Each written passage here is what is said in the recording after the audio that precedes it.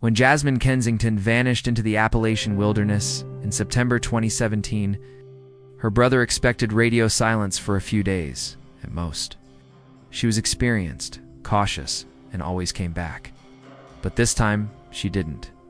Days stretched into weeks. For 6 long years, search parties combed the forests. Not a footprint, not a dropped item. No trace of the route she'd so carefully mapped out. Then in 2023, a team of explorers detected something unnatural. A strange electromagnetic pulse echoing from deep within a nearly invisible cave opening. What they found there would ignite a mystery far stranger than anyone had dared to imagine. The Appalachian mountains don't just swallow people. They swallow sound, time, reason. And by Tuesday, September 19, 2017, the silence where Jasmine's voice should have been had become unbearable. For her brother Andrew, the day was a spiral of obsessive habits. He'd glance at his phone again. A blank screen. No message, no call. No trace of the usual "I'm alive" and filthy text that Jasmine would have sent. Likely from a roadside diner or the edge of town, where service finally kicked in. That message should have arrived Monday afternoon. Maybe Monday night at the latest. Instead, Tuesday slipped toward darkness, and the silence weighed on him like wet concrete. He tried to reason with himself. Jasmine was 32, a seasoned hiker. Tough, resourceful. Maybe a twisted ankle had slowed her down. Maybe she'd lost time to a washed-out trail, or taken a longer loop than intended. It was all possible. It was all survivable. She'd done harder. Hikes before. She knew what she was doing. But the more Andrew repeated those comforting thoughts, the more they rang hollow. This trip had already started differently. It wasn't meant to be a solo hike. Jasmine had planned to go with Nathan Coldridge, a colleague and friend from her architecture firm. They shared a distaste for city life and a deep love for wilderness. Over lunch breaks, they'd sprawled maps across their desks, laughing and dreaming about the 5-day trek ahead, one that would challenge them both. But just a day before they were supposed to leave, Nathan had called her. His voice was barely audible, strangled by illness. A sudden vicious stomach flu had knocked him flat. He was crushed with guilt. But it was clear he wouldn't be going anywhere. Andrew had urged Jasmine to reschedule, postpone, wait for backup. But she refused. She'd already taken the time off, carved out this precious window of escape, and something had awakened in her since that day hike 2 weeks earlier, when she and Andrew had explored a nearby ridge. Something ancient, obsessive. The Appalachian peaks had gripped her in a way Andrew hadn't seen before. Staying behind in her apartment, pacing between walls, was unthinkable. So she'd packed her gear, promised to stick to the route, and vanished into the green sea of trees. By Wednesday morning, Andrew could no longer pretend. His fear had crystallized. He made the call. The dispatcher at the county sheriff's office was calm and precise, while Andrew's voice cracked with tension. Gave them Jasmine's name, her age, 32, her car, a silver sedan, the exact trailhead she'd planned to begin from a remote, rugged access point rarely trafficked. Hours later, the phone rang. A ranger had driven up the serpentine gravel road to the trailhead. The parking lot was deserted. Almost tucked beneath the arms of a massive oak tree was a single vehicle, a sedan, dust-covered, still silent, parked neatly like its owner intended. To return at any moment, it was Jasmine's car, and just like that, the hope Andrew clung to became a double-edged blade. She had made it to the trail. She had started her journey, but she had never come back. And the mountains, as they so often do, kept their secret. The discovery of Jasmine's car confirmed one chilling truth: she had made it. She had arrived. At the trailhead, entered the wilderness as planned. But that also meant something far worse. For 5 days, she'd been somewhere inside that vast, merciless expanse and had never emerged. Whatever had happened, it had begun the moment she stepped between the trees. The missing person report was filed. Andrew, hands trembling, emailed police the most recent photo he had of his sister. It was taken during their last hike together, just 2 weeks prior, and it Jasmine sits balanced on the twisted arm of a moss-draped tree, her eyes squinting with sunlight and laughter. She wears a bright blue jacket, an orange cap pulled halfway off her head, and her favorite hiking pack strapped tight to her back. She looks radiant, strong, unshakably alive. What was once a cherished memory of joy was now a vital tool in a race against time. Her smile had become the face of a deepening mystery, one that was only beginning to unravel. The initial response unfolded like a well-oiled, machine-human precision trying to tame the wild. By morning, a temporary command post had taken shape. Near the gravel lot where Jasmine's sedan still sat, silent, sealed, and dusted in yellow pollen like an abandoned relic. White canvas tents went up. Folding tables groaned under the weight of topographical maps. The hiss of radios layered over the soft murmur of fog clinging to the trees. State police cruisers and park ranger trucks flanked the road, their lights pulsing faintly through the misturgent but muted. It was here, on the edge of a vast, uncaring forest, that the search for Jasmine Kensington began, a fragile outpost of resolve in an overwhelming sea of green silence. The first teams deployed at dawn, experienced park rangers and deputies who knew every rise and ravine of the region. They moved in tight, calculated steps, scanning not only the trail but the flanks, dense rhododendron thickets, the slippery creek beds, the shadowed pockets. Beneath towering oaks where light barely reached, their strategy was meticulous based on the route Jasmine had shared with Andrew. They swept the primary trailhead and began working outward, while smaller search teams peeled off to investigate parallel ridges, steep gullies, and treacherous drop-offs where a misstep could mean vanishing from sight entirely. Asterisk, by day 2, the search effort had swelled. Volunteer SAR teams from 3 counties arrived, hauling equipment, radios, ropes, and hope. K-9 units were deployed. One handler gently pressed a worn t-shirt from Jasmine's apartment into the snout of his bloodhound. The dog stiffened, then surged forward, sniffing furiously as it tugged down the trail. But the scent faded unnaturally fast, barely a few hundred yards beyond the car. It was a cruel pattern in this terrain, where moisture and moss erased traces. Faster than time could, overhead, the low chop of a state police helicopter split the silence. Inside, officers scanned the thick forest canopy with binoculars and thermal imagers, desperate for any heat signature, any flicker of movement. But the late summer foliage was an emerald shield, dense and impenetrable. From the air, it was like searching for one fallen leaf among millions.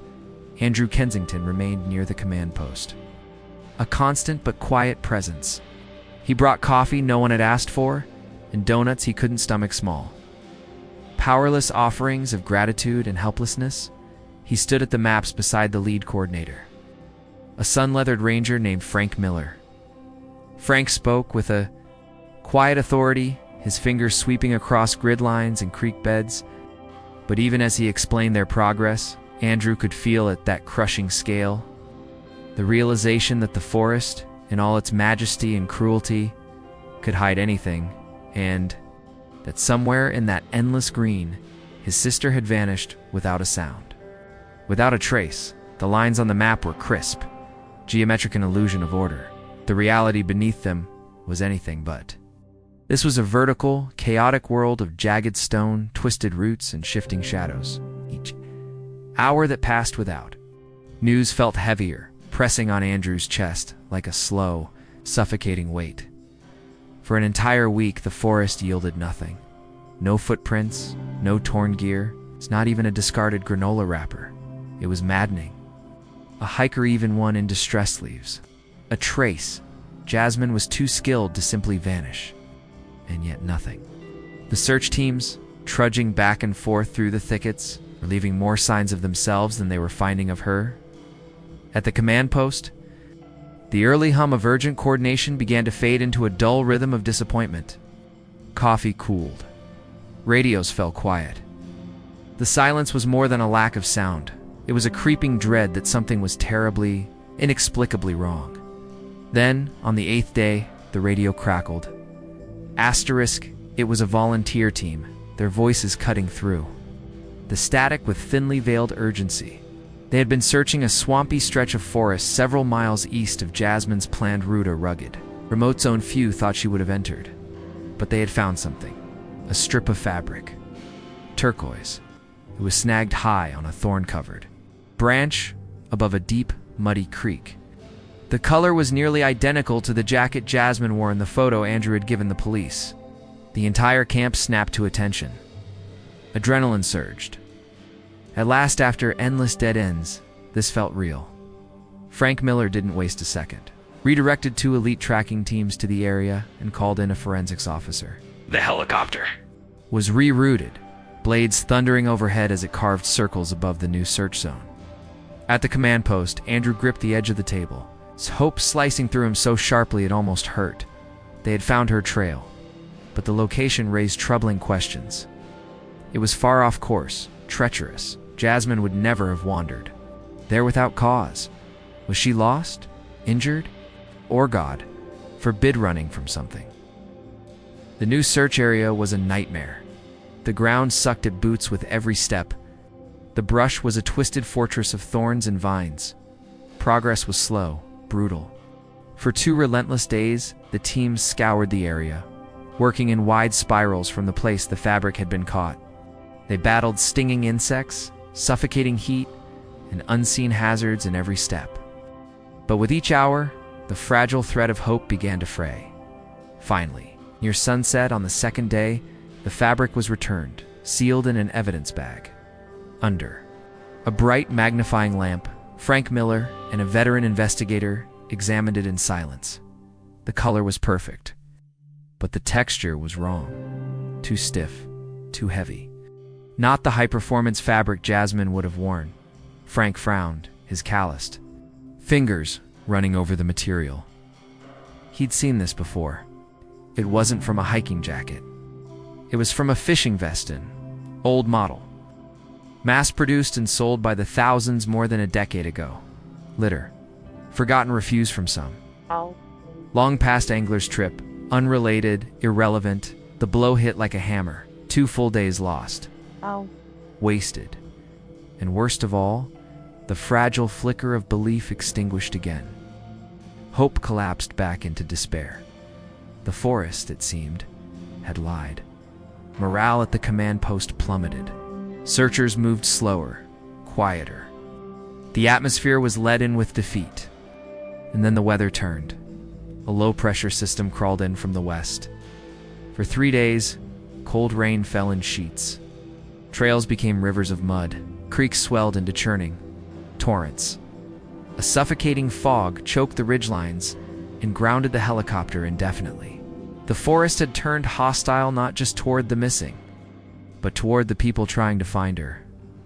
On the 14th day, Frank Miller sat down across from Andrew at a folding table, his face worn, lined by years in the wild. His voice was calm, measured but unflinching. They had searched over 100 square miles of some of the most brutal terrain in the state. They had investigated the only tangible lead. They had found nothing.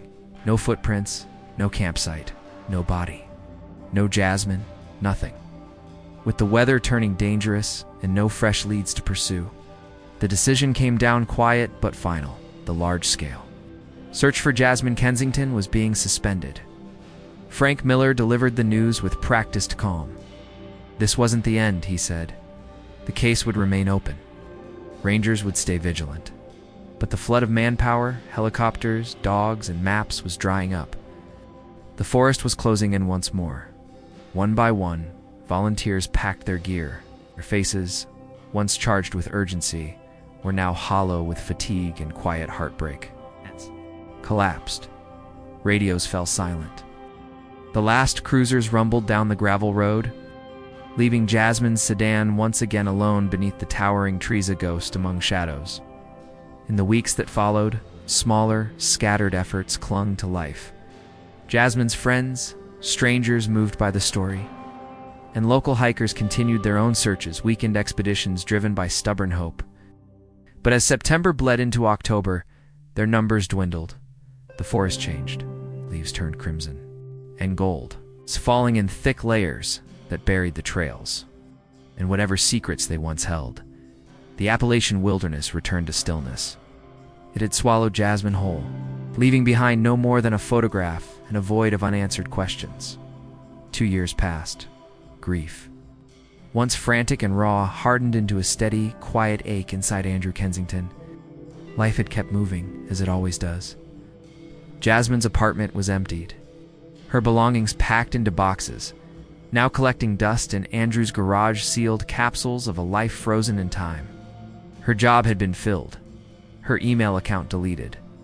The world had adjusted to her absence, patching over the hole she left, like scar tissue. But Andrew hadn't moved on. Not really. And neither had a handful of investigators who still kept her file tucked in a drawer or left it in a quiet stack on their desks. The silence she left behind hadn't vanished. It had just become quieter, like a persistent hum beneath the noise of everyday life.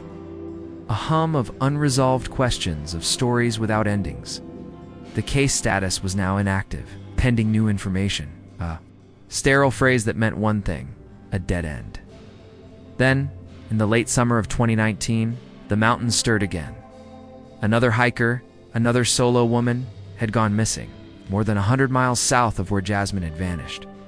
But this time, there was no drawn-out mystery, no empty trailhead, no vanishing act. After 7 days of searching, they found her. She had been brutally assaulted and buried in a shallow grave, poorly hidden just off a well-traveled trail.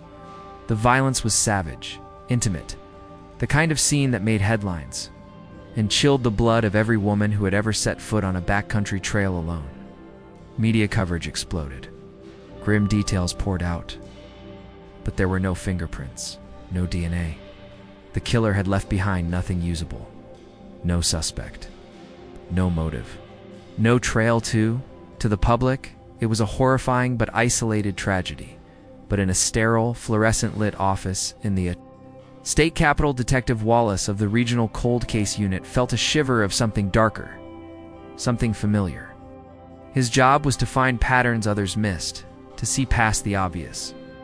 He had no jurisdiction over the new murder, but protocol demanded he cross-reference every major violent crime against old, unsolved files, and when he pulled up Jasmine Kensington's case, something stuck. On paper, the two stories were opposites. Jasmine's case was a vacuum, no clues, no crime scene, no body. The new case was the opposite, a scene of violence so raw it was nearly cinematic in its horror. But Wallace saw a thread, thin and troubling. Both women were experienced hikers. Both had gone into the wild alone. Both had trusted the safety of open skies and dense trees. But what if Jasmine hadn't simply vanished? What if her disappearance wasn't an accident, or a tragic misstep, but a silent attack? What if the killer, now more brazen, had struck before, but left no trace? The theory was speculative. A long shot stretched over 100 miles and 2 years. But it was more than Wallace had seen in a long time. Flicker in the dark, a whisper in the silence.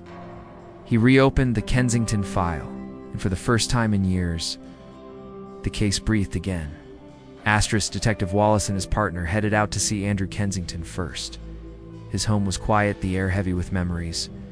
On the mantel, a faded photograph of Jasmine smiled brightly, in eerie contrast to the grim reality her case now suggested. Wallace laid out the new angle. They were no longer searching for a hiker lost to the wilderness. They were possibly chasing the shadow of a killer. Andrew absorbed every word in silence. His face went pale, and this wasn't close. It was a new kind of torment. The vague ache of not knowing had now been replaced with something far darker. A vision of his daughter's final hours filled with fear and cruelty. Their next meeting was with Nathan Caldridge. They chose a quiet coffee shop, neutral ground. Nathan had changed in the 2 years since Jasmine vanished. The easy warmth he once radiated was gone, replaced by a hollowed-out stillness. He'd quit the architectural firm he once loved, unable to stomach the daily reminders of her absence. As the detectives explained their new theory, Nathan didn't speak. He stared into his coffee, his hands trembling. The implication that Jasmine had been murdered, and that he was meant to have gone with her hit like a punch to the gut. Wallace watched him closely, then asked him to recount the days leading up to her disappearance. Nathan walked them through the details. A cozy dinner, shared excitement about the trip, and then the sudden sickness. It's violent and unrelenting. It had struck in the dead of night. He'd barely been able to leave the bathroom the next morning. Desperate, he'd gone to an urgent care clinic seeking relief. He'd mentioned it back in 2017, but at the time, it had seemed irrelevant. Now, it could be the linchpin of an alibi. "Do you remember which clinic?" Wallace asked casually. Nathan answered instantly. "Yes. Would you be willing to sign a release so we can pull those records?" Nathan looked up, his eyes filled. With a quiet desperation, "Of course. Anything that helps. But do you really think that's what happened to her?" The detectives left without giving a clear answer. Asterisk, by the next day, they had the clinic's records in hand. The timestamps were exact. Nathan Caldridge had checked in at 10:15 a.m. on the very day Jasmine had set off. The attending physician's notes detailed a textbook case of acute gastroenteritis food poisoning. He had been administered for fluids. For dehydration and had paid with a credit card, there was no question. His alibi held another promising lead dissolved, just like that tattered scrap of blue fabric had 2 years earlier. Nathan Caldridge was no longer a person of interest, but the search had still served a purpose. The case had pivoted, was no longer a tragic tale of misadventure. The cold case unit now believed they were chasing something else entirely, a phantom, a predator. The vast, echoing wilderness that had once seemed indifferent now felt malevolent-like. It had secrets to protect. Though Jasmine Kensington's file went cold once more, it no longer sat among the others marked accidental death. It had quietly moved category suspected foul play, subtle change but a profound one. 4 more years passed, seasons changed, technology advanced, and the memory of a vanished hiker from 2017 faded deeper into the recesses of public consciousness. A ghost story passed between seasoned Appalachian trail hikers. Then, on a crisp Saturday morning in October 2023, 6 years after Jasmine disappeared, men were hiking deep into a remote stretch of the Appalachian Mountains, the kind of place untouched by most. But they weren't hikers in the usual sense. They were part of a niche group known as the Appalachian Geological Survey, a grand name for a passionate trio obsessed with the Earth's buried secrets. Carrying strange, sensitive equipment, they weren't looking for trails, they were chasing anomalies, hidden mineral veins, magnetic disturbances, uncharted cave systems. Their aim wasn't the summit, but what lay beneath. They had no idea they were about to stumble upon something far darker than stone. Leading the trio was Marcus, a 40-year-old former IT technician with a quiet intensity and a mind wired for anomalies. He moved with purpose, eyes fixed on the screen of a sleek black device in his hand. It was a Latinx AF500A, a top-tier electromagnetic field detector, built to sense even the faintest disturbance across a wide range of frequencies all day. The device had remained inert, registering only the soft, ever-present hum of the Earth's natural magnetism. But that changed as they made their way down a steep, shadowy slope, thick with fallen autumn leaves and the scent of decay. Without warning, the device emitted a sharp electronic chirp. Marcus froze. "Shh," he raised a hand, halting his companions. Ben and Leo mid-step. The numbers on the screen were spiking. 204560. The red LED bar surged upward. Something was here. He shifted a step to the left. The signal weakened. A step back to the right. It climbed again, settling at a sharp, unnatural 87 megos. His brow serried. Ben approached. "What's it picking up?" Marcus didn't take his eyes off the screen. "No idea.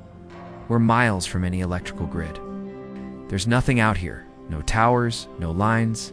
But this reading, it's strong and hyperlocal. Like a magnet the size of a car, buried right beneath us." The signal wasn't behaving like a geological anomaly. Those tended to be broad, diffuse. This was concentrated. Too concentrated. Something unnatural was buried here. Compelled by the mystery, the men began clearing the forest floor. Clawing through decades of rotting leaves, soil, and tangled roots, using gloved hands and the toes of their boots, they peeled away the layers until something emerged beneath. Not a cave mouth, not even a tunnel. It was a fissure. A narrow, jagged, vertical slit in the earth, hidden by the gnarled roots of an ancient, overturned tree. Just 3 feet wide, it exhaled a slow, chilling breath of damp subterranean air. Marcus hovered the EMF meter over the gap. The 87 reading held firm. The signal was pulsing from within the darkness. It was no longer any question. They had found something. Whatever it wasn't natural. They exchanged a few hushed words. Then, with a mix of eagerness and unease, they agreed. Marcus, the most skilled climber among them, would descend. They unpacked gear quickly. Ropes, harnesses, carabiners. Ben and Leo secured the line to a thick, living tree. Marcus clipped in, tested his weight, then strapped on a high-powered headlamp. A beam of cold white light cut into the black as he lowered himself in. The fisher's narrow throat pressed close for the first 10 feet, damp, rough stone brushing against his jacket, and suddenly the walls fell away. Marcus stopped mid-descent, suspended in open air. He was no longer inside a crevice. He was hanging at the lip of a vast underground chamber. Slowly, he swept the beam of his light across the abyss. Glistening rock walls curved into the distance beyond the range of his lamp. It was an immense vertical void, still, breathless, ancient. He aimed the beam downward. Nothing. The light vanished. Into bottomless black. No floor, no end. Just a chasm that swallowed his vision whole. A cold tremor ran through him, uninvited. He called up to the others, voice echoing.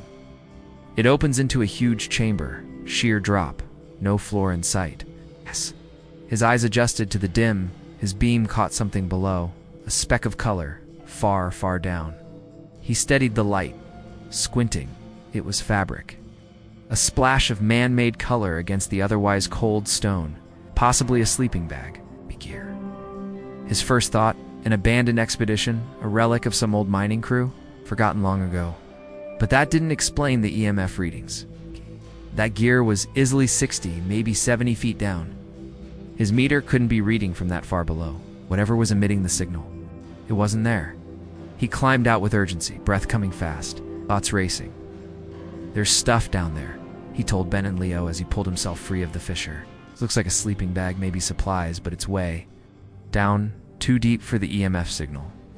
Whatever's triggering the meter, it's not at the bottom. It's here. Somewhere close, just out of sight. They all turned back to the dark wound in the earth, the breath of cold air, the steady electromagnetic pulse, the mystery thickening like fog, and they knew this was just the beginning, leaving the ropes secured in place. Marcus began a slow, methodical sweep of the fisher's entrance.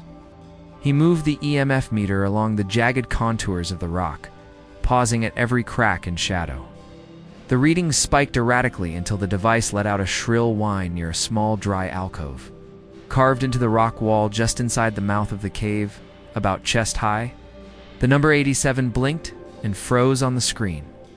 Heart pounding, Marcus reached into the dark recess.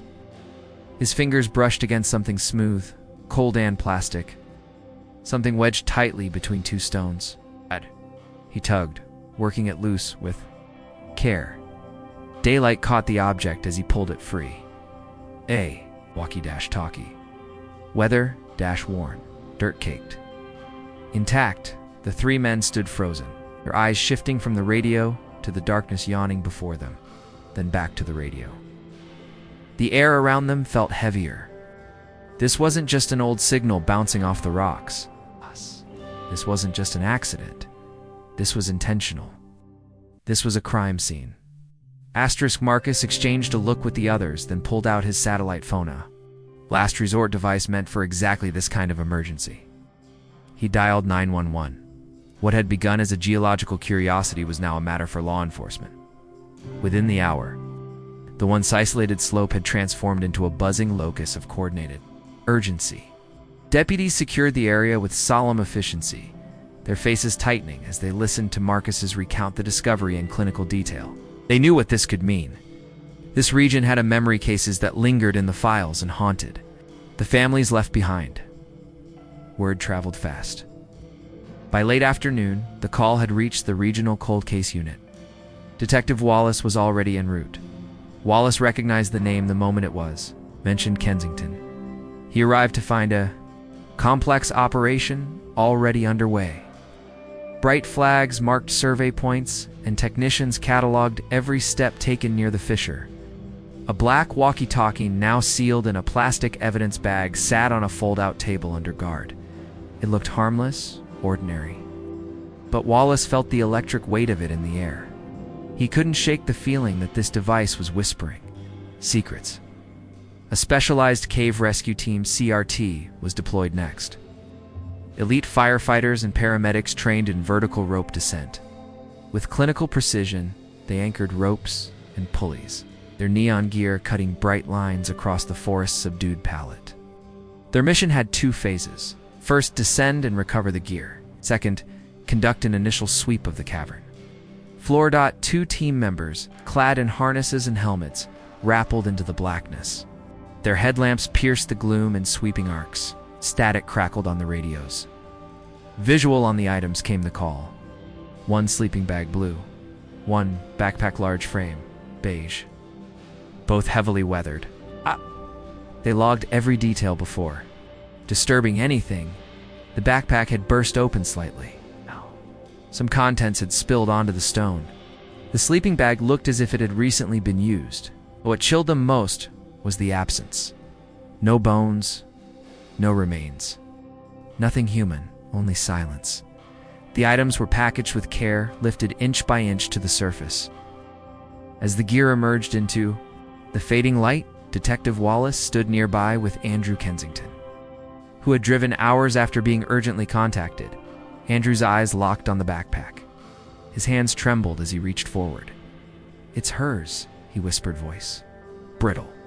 That patch Jasmine sewed it on herself." 6 years of silence. And now, at last, a trace. But instead of answers, it raised a more agonizing question. Where was she? As evidence teams began their work, the walkie-talkie was rushed to the State Police Forensics Lab.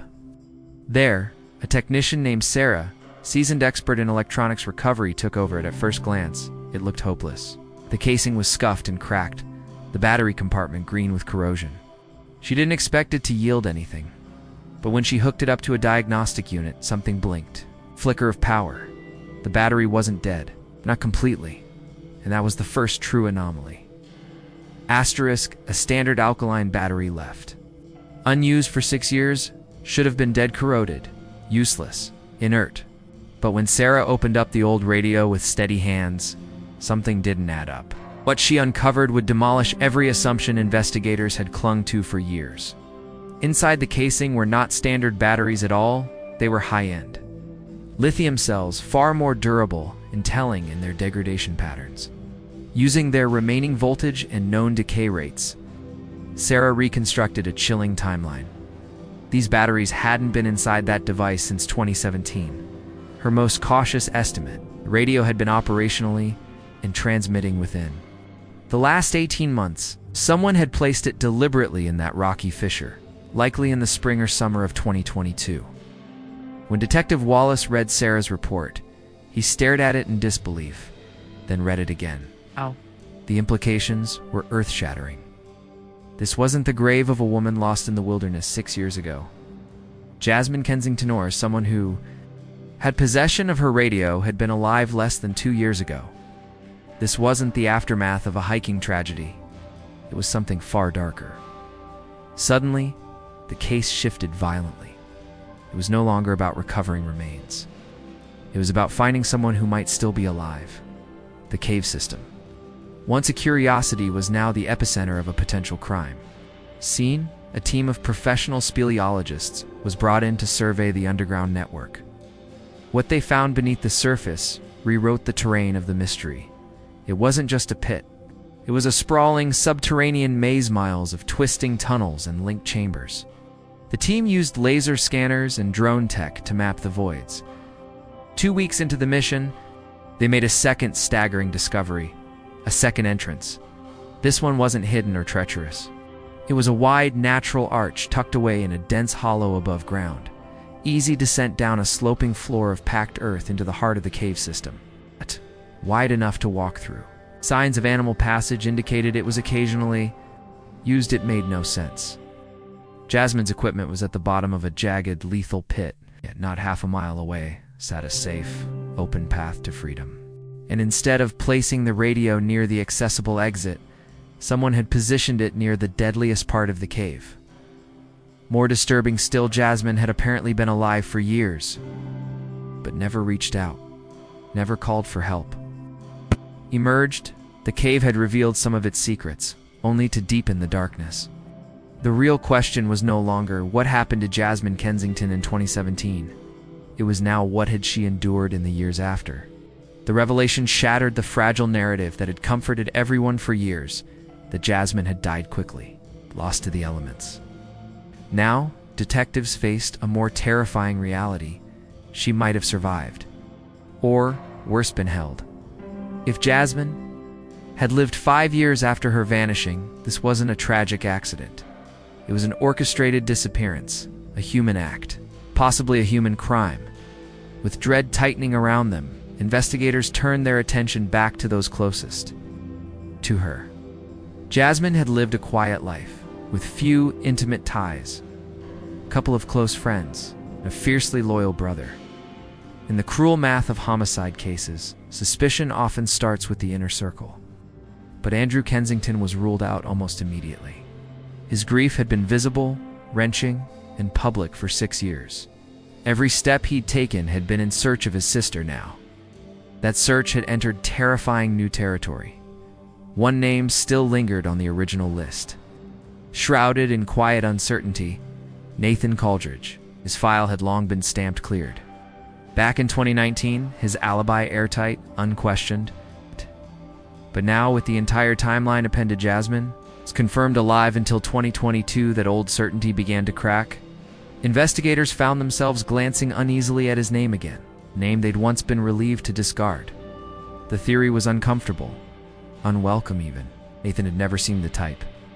But circumstances had shifted so drastically that no lead could be ignored, not anymore. What if they now wondered Nathan hadn't orchestrated Jasmine's initial disappearance, but had played a chilling role in her prolonged captivity? What if the food poisoning alibi that had once exonerated him was nothing more than a clever smokescreen designed not to distance him from her vanishing, but to mask his involvement from a different angle entirely? It felt outrageous, plot better suited to a thriller than real life. But Wallace's job wasn't to chase what felt comfortable, it was to pursue every thread, even the implausible ones, until there was nothing left to unravel. He quietly assigned a junior detective to dig deep an exhaustive financial audit of Nathan Coldridge. The goal: find the crack in the mirror. Any odd income, unexplained expenses, patterns that didn't align with a modest, solitary life.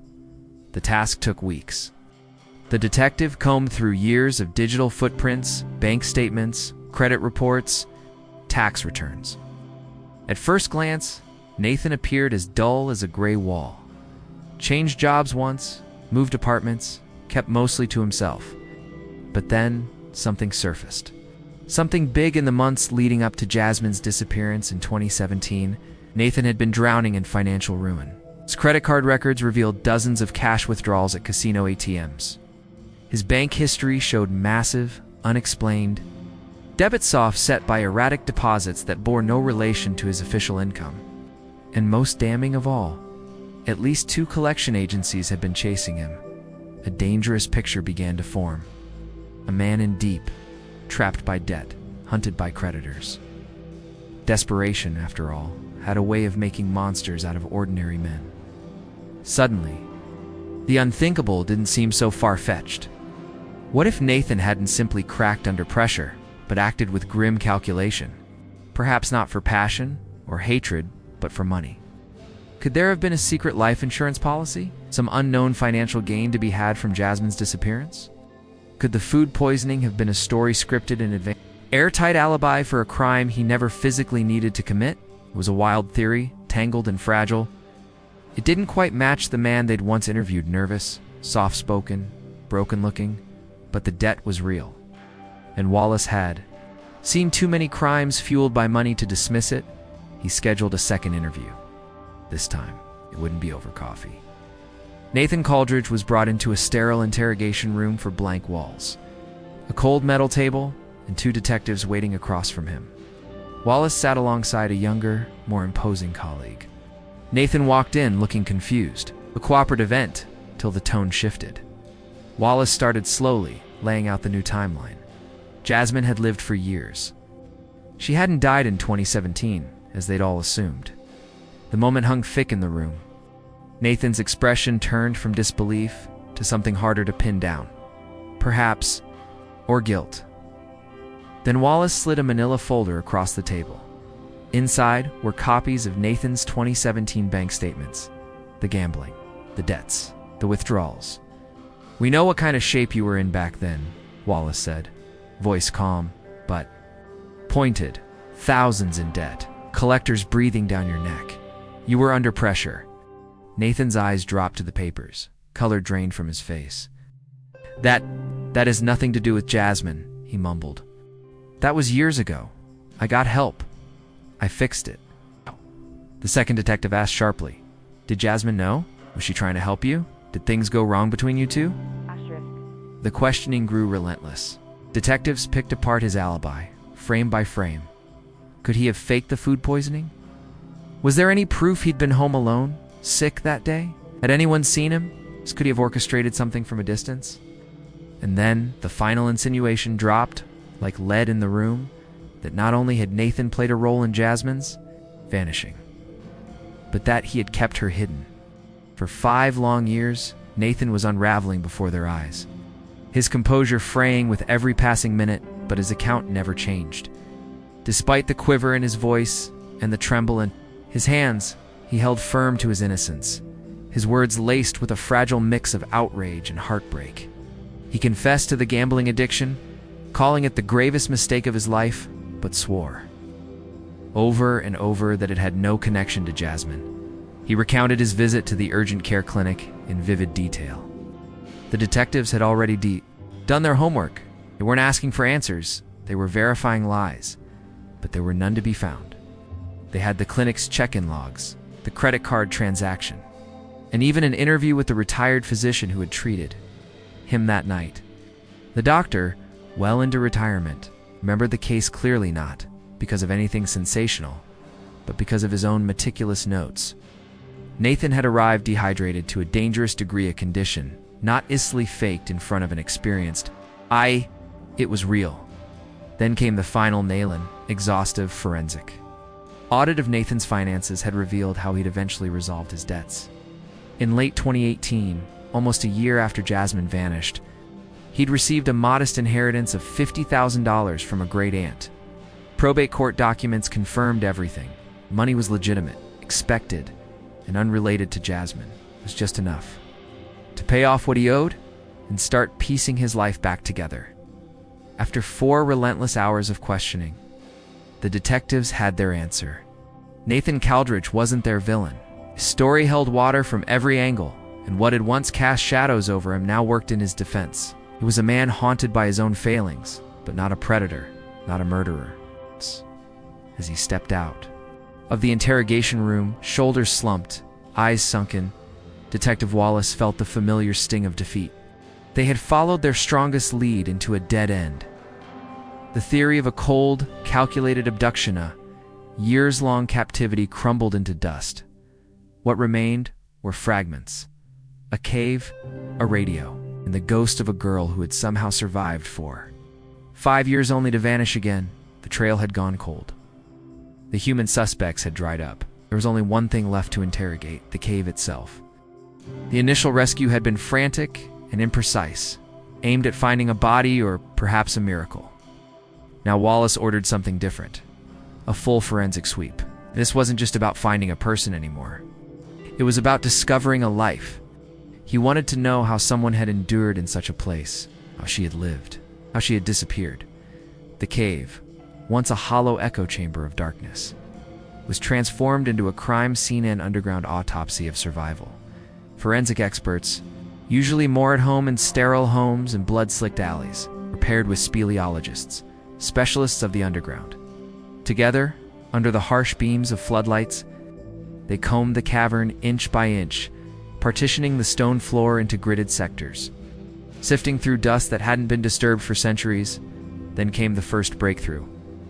Near the broad natural opening of the Kaiva gentle slope that led back to daylight, they found a dry alcove, partially shielded from drafts. Nestled inside it was a small ring of charred stones, a fire pit. At first glance, it seemed trivial, primitive. But to the forensic team, the ash was gold. Testing revealed it was composed of multiple types of woodall from trees in the local forest, and the ash wasn't from one fire. It was layered, built up over time. This wasn't a single night of warmth. This was a hearth, a place returned to, relied on, lived with nearby. They uncovered more. Tiny, fragile bones scattered across the dusty, silly mist by untrained eyes. A specialist identified them. Rabbits, squirrels, birds that nested in the shadows. Someone had been hunting, surviving, and among the bones were sharpened sticks, their tips blackened and hardened in fire, spears, skewers. It wasn't just survival, it was adaptation. A primitive, desperate form of self-reliance. Someone, likely Jasmine, had learned how to live in the dark. The image it painted was staggering. Not a victim held in chains, but a castaway clinging to life against impossible odds. A new theory began to take root. One that didn't begin with kidnapping or captivity, but with a fall, a mistake, and a will to live that defied understanding. This wasn't the end of a crime. It was the beginning of a legend, perhaps disoriented or having veered off course in the thick wilderness. Jasmine stumbled into an unseen fissure, a hidden crack in the earth that swallowed her whole. The 60-foot plunge should have been fatal, but fate, or something like it, intervened. Her large, heavily padded hiking pack might have acted as a crude airbag, absorbing just enough of the impact to keep her alive. Bones, a concussion. Internal bleeding, but not dead. Trapped, alone, entombed in pitch black at the bottom of the earth. In those first crucial hours, maybe even days, adrenaline and survival instinct would have taken over. Her training, her will to live, would have surged to the surface. The radio, her last fragile lifeline to the outside world, would have been her priority. Maybe she threw it upwards in a desperate, pain-fueled attempt before slipping into unconsciousness. Or perhaps, against every odd, she climbed part-way, back up the slick rock wall, her body screaming with agony, just far enough to wedge it into a crevice. One final act of desperation, before collapsing back into the void. Crippled and stranded, she would have fought to survive. Her sleeping bag became her blanket of warmth, her only barrier against the biting subterranean cold. Whatever food she had in her Energy bars, dried fruit she rationed with grim precision. Weeks might have passed, maybe months. Time would have become abstract. Her body healed itself, slowly, excruciatingly, in the absolute dark. And in that darkness, her flashlight became everything. It was her sun, her sanity, her only comfort. Eventually, she must have begun to move, crawling, dragging herself through narrow passageways that branched away from the pit, searching blindly for escape. And then she found it, a miracle, light trail. In from a distant opening, the walkout entrance. The way out. She wasn't a prisoner anymore. She was reborn. This breakthrough explained the campfire remains, the sharpened sticks, the scattered animal bones. She hadn't just survived, she had adapted. She learned to hunt, make fire. She transformed the cave from a tomb into a fortress, from a place of death into a sanctuary. She became part of the wilderness, a ghost of the forest. But the theory, as compelling as it was, held a cruel paradox. If she'd found the exit, why didn't she return for the radio? Why didn't she call for help? The answer, investigators believed, was heartbreakingly simple. Her flashlight had died. Without it, the cave became a deadly labyrinth once again. Navigating it blind would have been a death sentence. Suicidal risk. The radio, her one lifeline, was lost in the shadows forever, so she left it behind. Left behind her pain, her old life, her identity. She stepped into the sunlight, not as the woman who vanished, but as a survivor. A legend. A ghost returned. To the world of the living. But that's not where the story ends. It's where it twists. Because after enduring the fall, the pain, and years of isolation, what happened next was even more baffling. She never contacted her brother, never touched her bank accounts, never attempted to reclaim her former life. She had escaped one mystery, only to vanish into another. The specter of the 2019 murdered hiker, the case that had briefly reignited. Interest in her disappearance returned with bone-chilling clarity. Investigators were now haunted by an unthinkable question. Had Jasmine Kensington survived the wilderness, only to be hunted and destroyed by something even more terrifying? A human predator. Asterisk for long months. Detective Wallace and his team chased shadows, cold leads, blurry memories, re-interviewing locals across every small town within 50 miles of the cave. They carried Jasmine's 6-year-old photo from door to door, hoping someone had seen a face, a flash of recognition. Anything, but nothing surfaced. Her trail was colder than it had ever been. And then, when all hope seemed extinguished, the breakthrough came not through police work, but by pure, improbable chance. In early February 2024, a local man named George Petrie was making his routine rounds to collect memory cards from a line of trail cameras scattered across a remote stretch of privately owned woods. George was a hunter, but also a naturalist. His cameras didn't just watch for prey, they watched for everything: deer, bears, coyotes, life, and movement in the shadows. But what they captured this time would rewrite the final chapter of Jasmine Kensington's haunting story. One of George Petrie's cameras was especially remote, perched along a forgotten logging path deep in the forest, nearly swallowed by time and thick undergrowth. He almost never checked it, sometimes letting years drift by before bothering with the footage. But one quiet evening, back in his dusty shed, George settled into his usual ritual. Mug of coffee in hand, he sifted through thousands of images and short clips. A doe and her fawn weaving gracefully through the brush. A black bear rubbing its back on a tree trunk. A raccoon gazing curiously into the lens with gleaming, bandit-like eyes. It was the usual medley of woodland life routine. He was just about to swap out the card on the final camera when something in the archive caught his eye, a short clip buried deep in the data. He paused. The timestamp in the corner flickered. August 14th, 2022. 4:52 a.m., the footage was only 15 seconds long. Captured in the eerie glow of infrared, a figure emerged walking down the heart of the old logging trail. Not an animal. Person. They moved slowly, but with clear intent, a dragging, dogged determination in their gait. Their body was skeletal, their clothes ragged, and in the grayscale haze, their hair hung entangled. Unkempt ropes, then, just as they passed in front of the lens, the figure turned, slightly reacting, perhaps, to the faint mechanical click of the camera's sensor activating. For a few haunting frames, the lens caught a clean side profile, and George Petrie froze, the jawline, the cheekbones. The unmistakable shape of the face worn thin by hardship, but unmistakable. It was Jasmine Kensington. His coffee grew cold in his grip. The cave discovery from earlier that year had gripped the entire region. Everyone knew the name. Everyone knew the tragedy. But now, George was staring at a ghost walking out of the woods. He watched the clip again and again. There was no doubt she had made it out. She had survived without hesitation. George contacted the sheriff's office. Detective Wallace reviewed the footage in silence, torn between awe and dread. It was the proof he had always suspected might exist, but never truly believed he'd. See, the clip confirmed the impossible. Jasmine had escaped the cave. She hadn't died in that abyss. She had walked out. Asterisk, the date August 2022. Lined up perfectly with the forensic team's estimation of the radio's final battery signal and the camera. It had been placed less than 20 meters from the cave's secondary exit, concealed by thick vegetation.